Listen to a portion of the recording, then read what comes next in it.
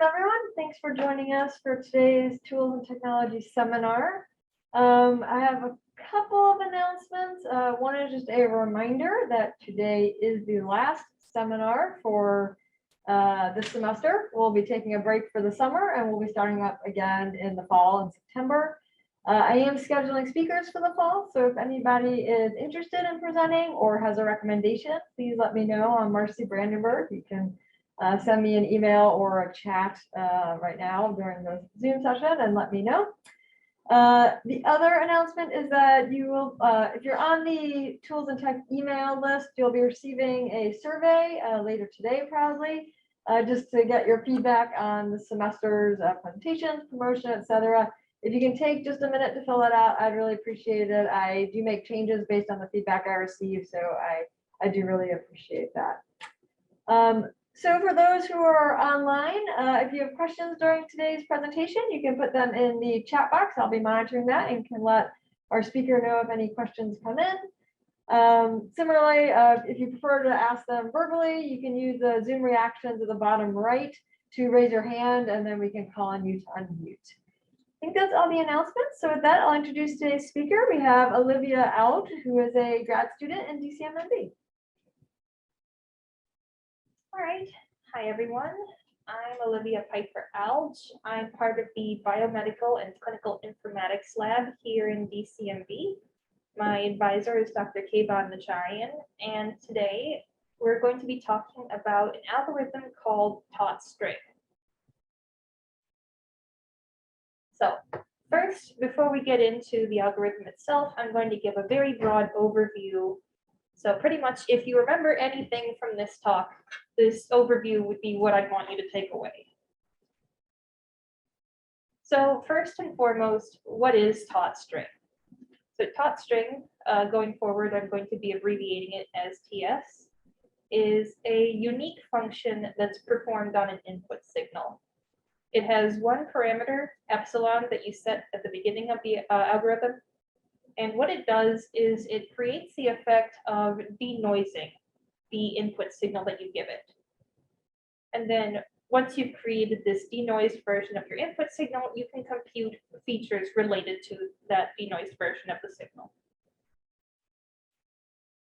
So you might ask, why is this algorithm called Taut string? So first, we're going to be looking at a baseline signal. This is just like a standard ECG signal. This was taken from the publicly available PTB database. What you see is like it's a periodic signal of electrical activity in the heart. If we wanted to perform Taut string on this signal, we'd first take our epsilon value and use it to shift that signal of interest from its baseline. So this top waveform here is our original signal plus epsilon, and this signal down here is our original signal minus epsilon. And so if we were to say perform Taut string on this, starting from our origin point at 0, we'd have a straight line. However, if we change this epsilon value, we can see that it starts to interact with the troughs and the peaks of our original input signal. And so we can see as we move epsilon smaller and smaller, we get this piecewise estimation of the signal at different resolutions. And we can see that as epsilon continues to get smaller, it gets more and more of an approximation of the original signal.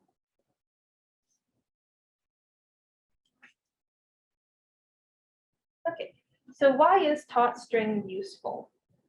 So first and foremost, it's useful because you can use it to compute features from an input signal. So one thing that's going to come up later is, for example, how bendy your signal of input is. In addition to being able to compute features, you can also use it to remove noise from a signal in O event time. And so if you're not familiar with big O notation, O event time just means that it's very efficient, and the amount of time it takes to produce this denoised signal is linear compared to your signal of input. And then specifically why Taut string is useful, which I'm going to go over in the applications part of this talk, is that you can create tensors to create these piecewise estimations, these linear piecewise estimations at different levels. And so you can generate features from the same input signal at different levels of denoising. And then this information can be stored in a tensor format. Okay, so now that I've given you a brief overview, the rest of the talk is going to focus on first, the Taut string algorithm itself, and second, how this Taut string is applicable in current research. Okay, so first, how it works. Before we get into the nitty-gritty of the algorithm itself, I just want to define a couple of functions. First is this function called diff, where it goes from the space of real numbers in n to n-1. And it's really simple. Pretty much if you take a sequence of input, diff is just taking the difference between each sequential set of input. So if you have, like, say, a signal W that is length n, diff would just be taking W2 minus W1, W3 minus W2, etc., until you reach Wn and take the difference of Wn and Wn minus 1. Diff star is related. It's dual to diff, and it moves from the space of Rn minus 1 to R of n. And what this does is it takes your input sequence and takes the differences pretty much going the opposite direction. So you start with 0 minus W1, W1 minus W2, onward until you reach Wn minus 1. And so in practice, what we're going to look at with Taut string is this function diff star diff W, which is pretty much approximating the second derivative of W. And just because I like looking at visual representations, I made this tiny graph here using a very small example sequence where W is this original black line, diff of W is this fake gray line, and then diff star of diff W is this blue line here.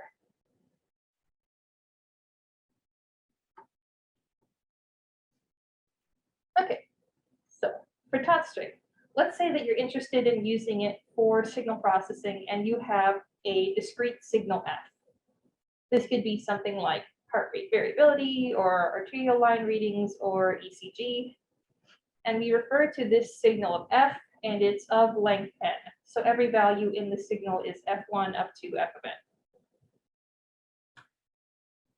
So the heart rate variability, it would be an individual data element that would contribute to our understanding of heart rate variability. Yeah, so like if you had heart rate okay. variability, it would be like if you have your B2B intervals, it would just be each duration in sequence.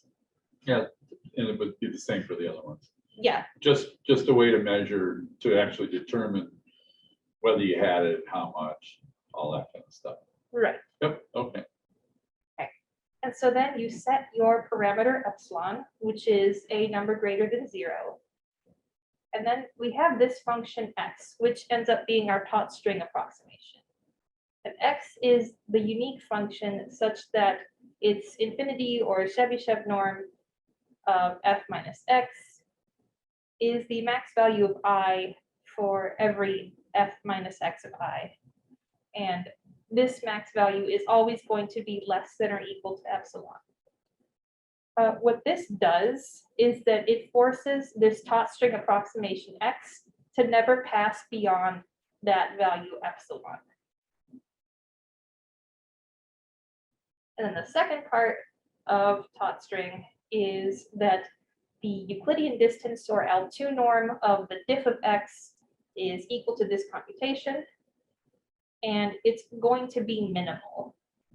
So what this means is that the amount of movement that happens in x is going to be minimal. So it's going to have as few local maxima and local minima as possible. It's what makes the string in Taut string taut.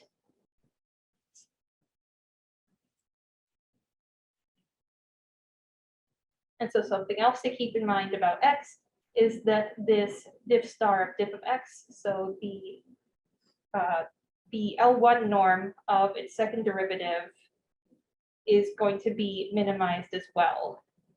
So that goes again with minimizing how much this function x will bend.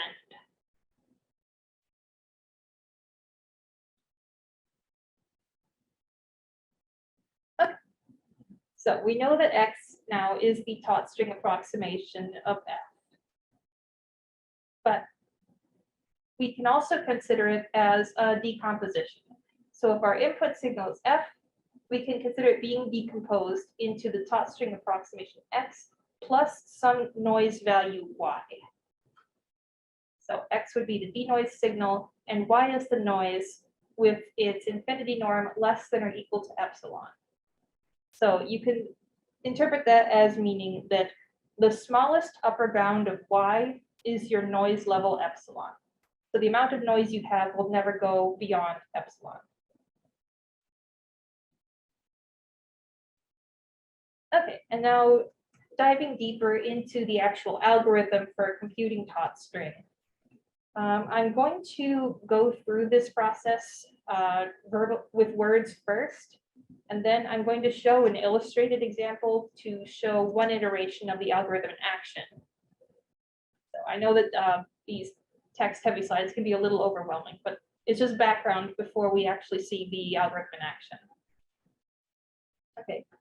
So the most common version of Taut string was developed by Davies and Kovac in 2001. What it does is it accepts a set of data points as input. So that's formatted here as I, comma, yi, where I is a set of values between 0 and n, where n is the total length. And then the integrated process y0 is computed as such, where k, this value k, is the number of knots, or the number of times the Taut string changes direction. The upper bound of our integrated process of our input signal f is marked by u, and its lower bound is marked by l. And when we're initializing the function, the endpoints of the Taut string are fixed. So that's saying that the lower bound and upper bound are the same at the very beginning, and the lower and upper bound are the same at the very end. So when we start at our origin point of 0, L0, or it could be U0, it's pretty much starting at that origin point where the upper and lower bounds are the same. For a given value of I, we compute SXI, which is the greatest convex minorant of the upper bound, and SVI, which is the least concave majorant of the lower bound. And so computing each of those is in O of I time, where I is the number of values that you're computing that's a subset of n.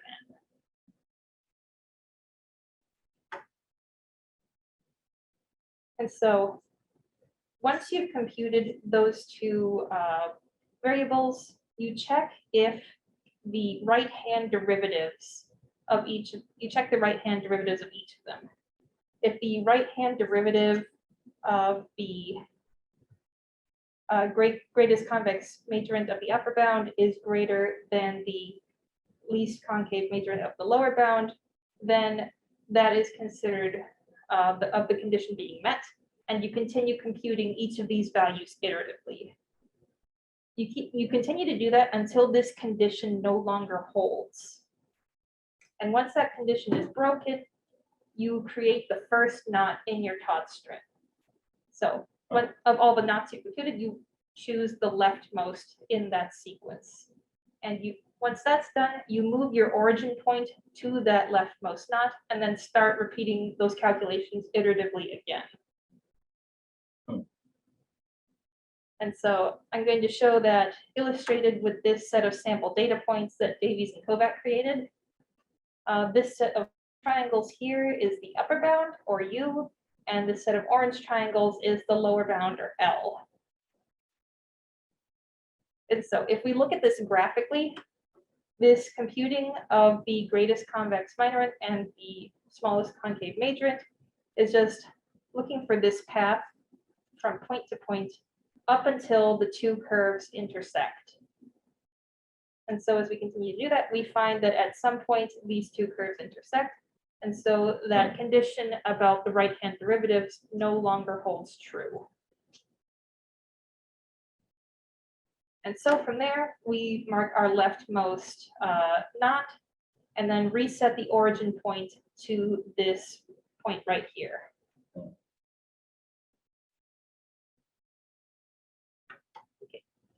And so as I mentioned before, there are a lot of features that you can compute from Taut string that you can use for any number of purposes. In my lab specific approach, what we do is we use these features extracted to give to machine learning models.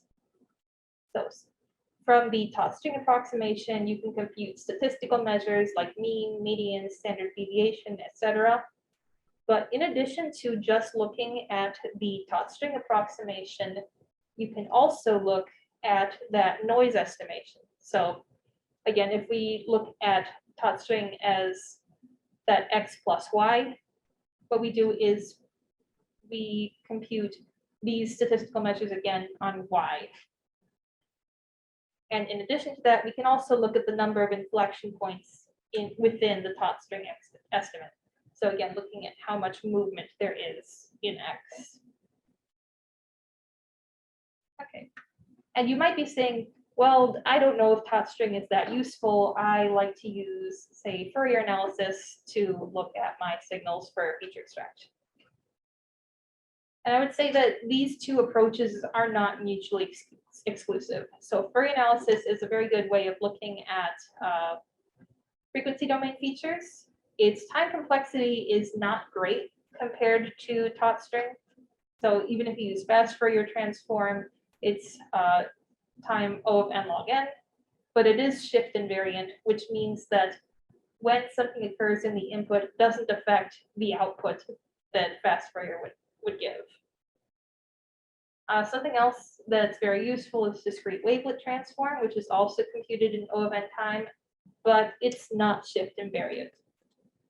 But there is a method of computing discrete wavelet transform called dual tree complex wavelet transform, which is nearly shift invariant, but it does require more computation time.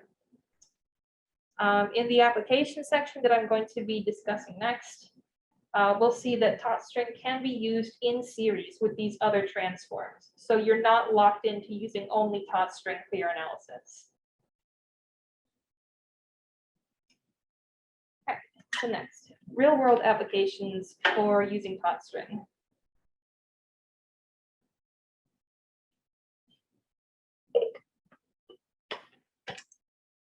That's what we want to see. Of course, yeah.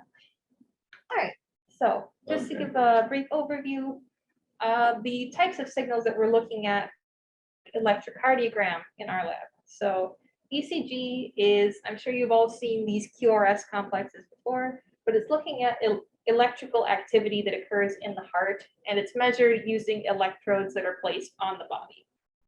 The relationship between these electrodes generates leads, which we use for analysis.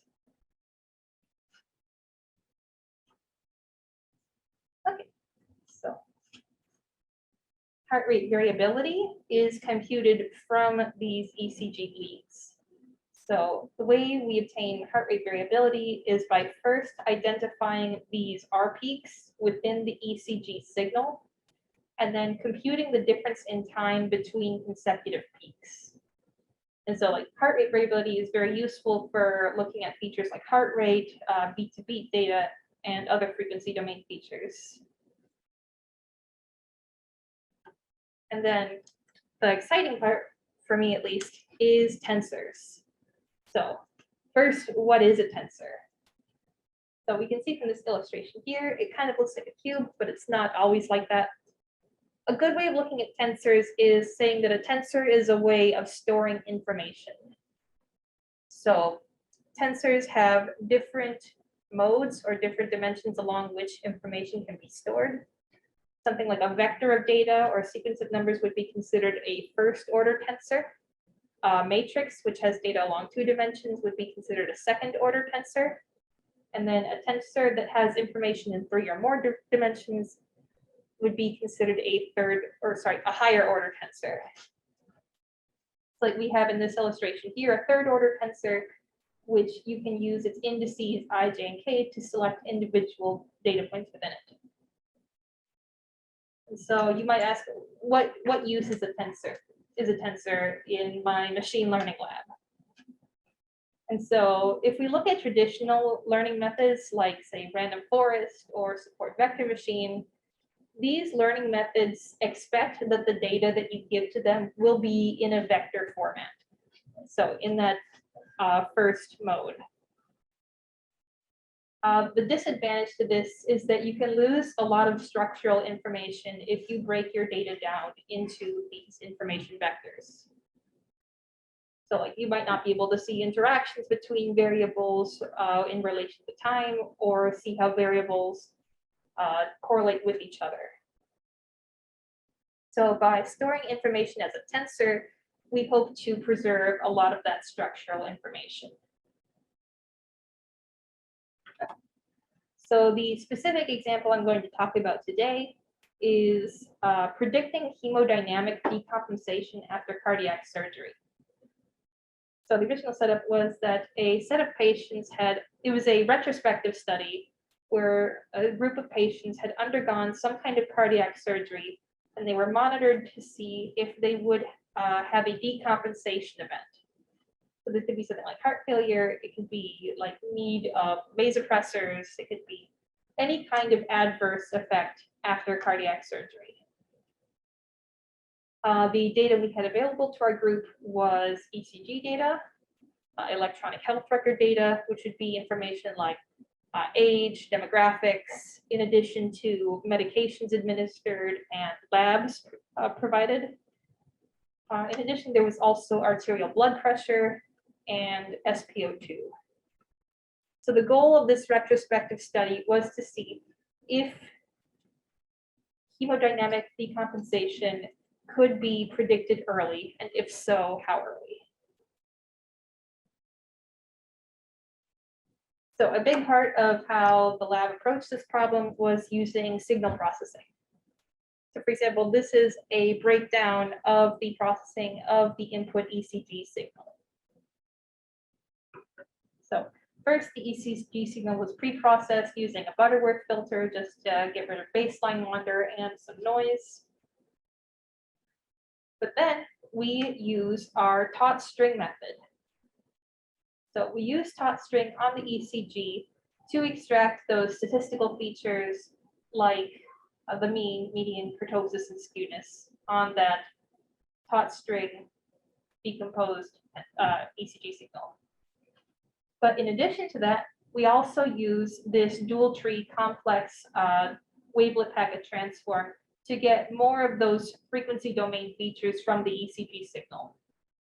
We apply those to the Taut string denoised ECG, and then we extract features from that. And then in addition to both of those processes that were done on the Taut string ECG, we also detected peaks, the R peaks in the signal to generate heart rate variability data. And then we use Taut string on that HRV data to get a denoised approximation and extract the features from that.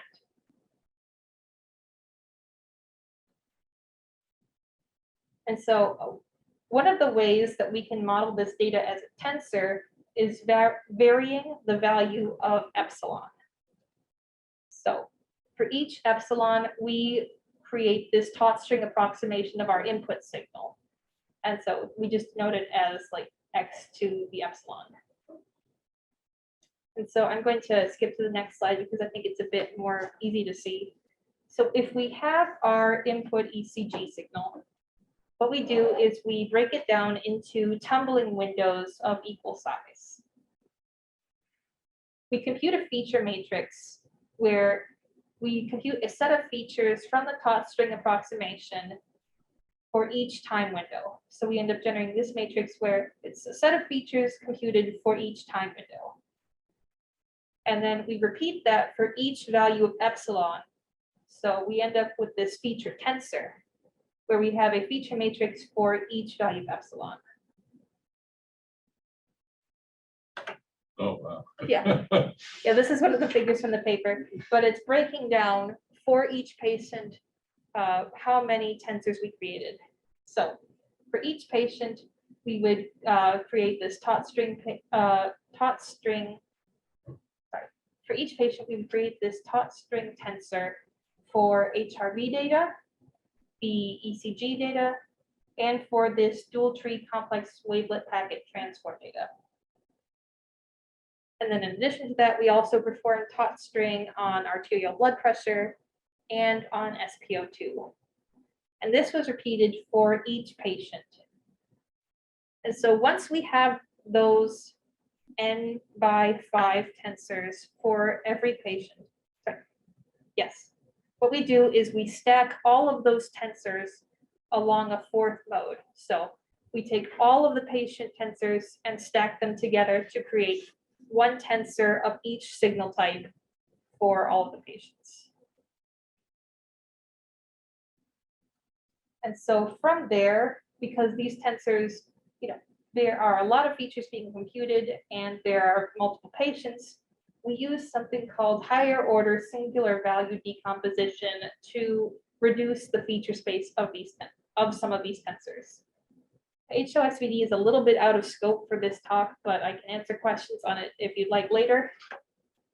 Pretty much the important thing to take from it is just that it's a way of reducing the feature space to make these tensors smaller. And so once we have these grouped tensors for all of the patients, we combine them all together to create a large tensor that is just the entire data set. And so once we have that large set of tensors, we can compute other decompositions like canonical parallel factors to be able to apply this same decomposition to any unknown data. So like for example, if we were to compute canonical parallel factors decomposition on our training set, we can use that decomposition to create this reduced feature space on any set of tensors like our test set. So these are all various physiological traces. And the hypothesis, I guess, is if you bring these kind of complementary physiological measurements together, you're going to get a better indication of, what's the advantage of this integrative approach? Is it better predictability? What? Well, the hope was that by using a multimodal approach, we could use multiple different physiological signals to look at the status of the patient. I see, because the alert, really what you want is alert at the end of the day, this patient's in trouble. Yeah. And by it's reasonable that if you bring these measurements together, some of the interplay might actually alert you earlier. That's the hope. Right, exactly. So that's why we wanted to format the data as tensors to see these changes in the variables relative to one another that might otherwise be lost if we just modeled every single thing as a vector. Yeah. Okay. So this, I think, is a good comprehensive set of the results. Apologies if it is a bit small and hard to read. But what each of these graphs is doing is it's looking at the area under the receiver operating characteristic curve for different prediction windows for different learning models. And so like, for example, if we look at naive Bayes here, we can see that the prediction window, which is saying how far in advance of the decompensation event can we predict that there might be onset of this event happening. So this is in number of hours, for example. And then this the y-axis is the area under the ROC curve. And so it's split up into different learning methods. So this is naive Bayes. This is support vector machine, random forest, Luke, which is a learning method developed by one of our collaborators, Dr. Harm Dirksen, and AdaBoost. And what each of the colored lines on the graphs represent is a different data set that was to train the model. Like the red and pink are just looking at all of these tensors put together, but with no tensor reduction. The blue is tensors of the signal data, which has been reduced via HOSVD.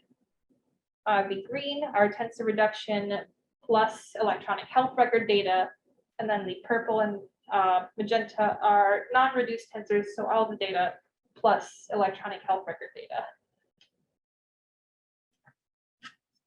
Okay, so what we can see is the general trend from these graphs is that at least in naive Bayes, random forest, and loop, we consistently see higher area under the curve when using both tensor reduction and electronic health record data. AdaBoost and support vector machine tend to do better when they're using non-reduced tensor data plus electronic health record data. But generally, we see that using the signal data plus electronic health record data is better than using just signal data by itself. The other information that we can glean from this is that generally when the prediction window is smaller, so when we're only looking at about like 1 to 2 hours in advance, the models tend to be more predictive than at spaces like 12 hours. And that's not entirely unexpected because we would assume that physiological signals like ECG and blood pressure would be more predictive of short-term events than these longer-term events like over the course of 12 hours. And so the setup for this experiment predicting onset of hemodynamic decompensation is very similar to the setup that I'm using for my thesis work, which is looking at septic decompensation, but also using Taut string approximations of ECG and arterial blood pressure, in addition to using electronic health record data. Right, I was really wondering about how you were going to integrate some of these non-continuous variables into this. Maybe there's covariance that you might find or something. I mean, I was just kind of curious because when you were integrating these different kinds of data, you know, this is pretty straightforward because in the end of the day, they're physiological, they're related to, you know, cardiovascular stuff, you know, encoded in time. But you have these other kinds of variables that are really kind of different. So I was curious how you're going to bring all that together. Yeah, so for electronic health record data, things that are constant, like demographics, like age or like sex, that's definitely something we can just easily encode as something like a binary variable. But for things that are more time dependent, like lab data, Yeah, medications. Yeah, medications. That's something that we would, at least in this setup, I know that what was done was the labs and medications that were administered during that prediction time were the only ones included in model training. So it didn't look into the future to see what labs were performed. Right, but it's not looking into the past either in terms of like if they're on a total stat or some kind of meds that, you know, usually they come in with several meds. Yeah, I'd have to look into that to see how far it goes back on medication administration. That'd be good for you. You know, it's, you know, some of the meds might be, you know, being administered to take care of some of these problems. Yeah. You know, blood thinners, you know, something for heart rate variability. I mean, it would be really good to know. Yeah, no, I know that stuff like vasopressors for sure Yeah, right. are recorded. Yeah, because that's really indicative of short-term events. Huge. Yeah. Right. Well, that is my talk for today. These are my sources. Please let me know if you have any questions. Yeah, that's really good. For those online, if you have any questions, you can put them in the chat box or use the Zoom reactions at the bottom right to raise your hand and we can pause you on yourself. Is there a way, Marcy, to stick the pictures on the screen now? I mean, We can, yes. Yeah, we should.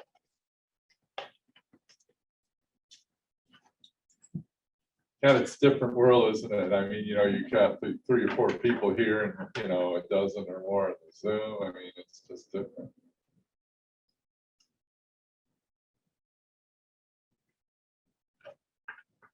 I was just getting ready to log on to Zoom and I said, well, I ought to go down there. Maybe she's serving pizza. Well, at least you were here.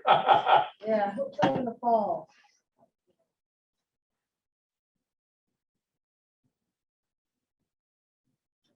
Any questions from Zoom? Sorry. Not yet, Wait, not I got the, another screen. the chat, yeah. Oh, here we go. Okay, good. That was just for me earlier. Yeah, all right.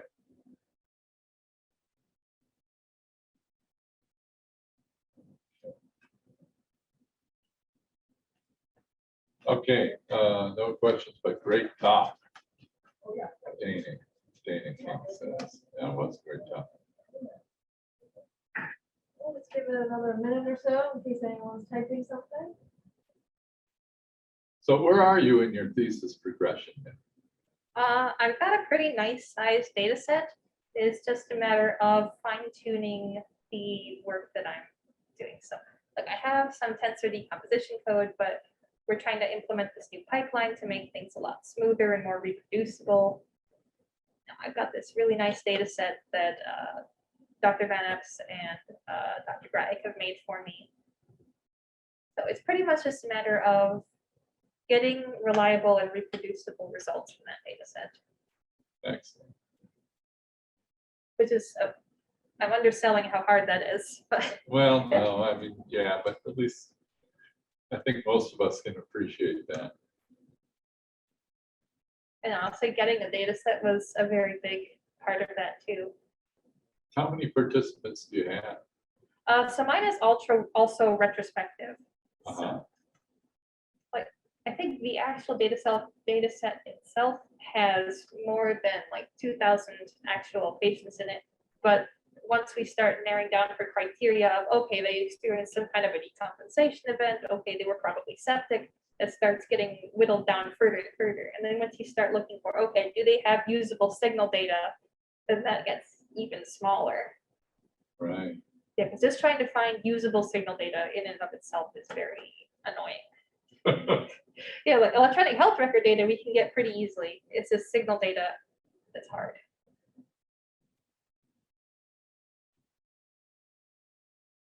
So they were, what was the study that they were, was there, you mentioned retrospective, so it was a clinical study that was. So the data that I'm pulling from, I think was from a biobank setup. I see, so it's not even really from here. No, it is from U of M. I think it Okay. was under Dr. Ward that it was set up. From Kevin Ward. Yeah, Mhm. I think. There are a couple of data sets I've looked at, and I know that they kind of get blurred a bit in my head together.